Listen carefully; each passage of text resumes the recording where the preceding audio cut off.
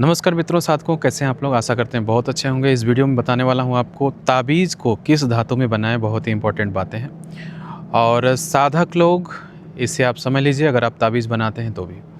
हालांकि देखिए, साधक अगर जानकार है तो इसे आप जानते हैं। अगर आप खुद घर में ताबीज़ बनाते हैं तो इस बातों का ध्यान रखिए। अगर कोई ताबीज़ दिया है तो भी इस बातों का ध्यान रखिए। देखिए, कुछ ताबीज़ ऐसी होती हैं जो खंडित होती हैं। हालांकि कुछ ताबीज़ में देखिए जड़ी भरी जाती है, ठीक है, जड़ी बूटियों को भरा जाता है। कुछ ताबीज़ में यंत्र का प्रयोग होते हैं जो भोजपत्र पे बनता है, और कुछ ताबीज़ ऐसे भी होते हैं जो कि कुछ धातु पे लिखी हुई चीज़ रहती है, जैसे कि तांबे का धातु होता है, उस पे बना हुआ यंत्र होता है और उस यंत्र में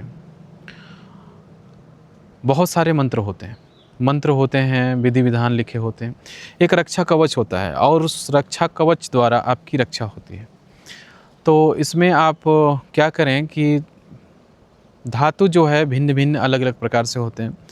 कुछ ताबीज़ देखिए रक्षा कवच के लिए, जैसे कि नेगेटिव ऊर्जा या प्रेत शक्ति से बचाव के लिए ताबीज़ बनाई जाती है। तो उसमें धातु का प्रयोग देखिए ज़्यादा से ज़्यादा तांबे को किया जाता है, ठीक है। तांबे पे देखिए किसी भी प्रेत शक्ति या प्रेत ऊर्जा का प्रभाव बहुत कम पड़ता है। नेगेटिव ऊर्जा का प्रभाव मतलब कम पड़ता है तांबे पे। और कुछ होता है जैसे कि चांदी में बनाए जाते हैं, कुछ लोग ब्रास में भी बनाते हैं, उसका होता है। तो सबसे देखिए अगर तगड़ा माना जाए तो तांबे को माना जाता है। तांबे की धातु जो होती है उसमें ताबीज़ अगर तांबे की उसमें भरा जाए तो समझ लीजिए बहुत ही कारगर होती है और बहुत ही प्रबल होती है। और लेकिन एक समस्या ये भी होता है कि तांबे की चीज़ अगर होती है तो खंडित होने का चांस बहुत ज़्यादा होता है। मतलब खंडित होने का मतलब है कि ख़राब होने का, ठीक है। ताबीज़ तो बनाते हैं लेकिन ख़राब होने का चांस बहुत ज़्यादा होता है। मतलब ख़राब होने का मतलब ये नहीं कि कलर चला जाए, ऐसी चीज़ें नहीं। ख़राब होने का मतलब ये होता है कि अंदर जो वस्तु है उसकी ऊर्जा ख़त्म हो जाती है, ठीक है। उसकी ऊर्जा ख़त्म हो जाती है तो वो ख़राब हो जाता है। इस पद्धति में क्या होता है कि जिस रक्षा के लिए आपने बनाई है वो चीज़ निष्क्रिय हो जाती है और आपके ऊपर अटैक होना चालू हो जाता है।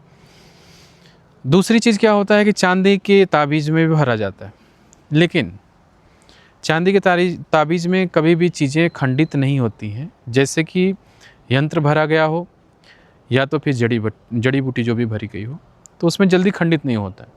देखिए, खंडित होने का मेन वजह भी देखिए क्या होता है, इसको भी आप साथ साथ में समझते चलिए। किसी भी ऐसे प्लेस पे, जैसे कि मरे हुए व्यक्ति के स्थान पे आप गए हों या शमशान में गए हों, या तो फिर कभी ऐसे हॉस्पिटल हो जहाँ पे डिलीवरी जैसे चीज़ें होती हों, ऐसी जगह पे आप जाते हैं, अशुद्ध जगह पे जाते हैं, तो चीज़ें खंडित होने का चांस बहुत ज़्यादा होता है।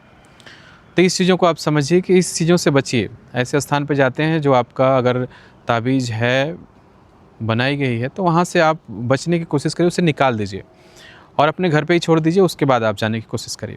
तो इससे क्या होगा कि आपकी चीज़ें खंडित नहीं होगी।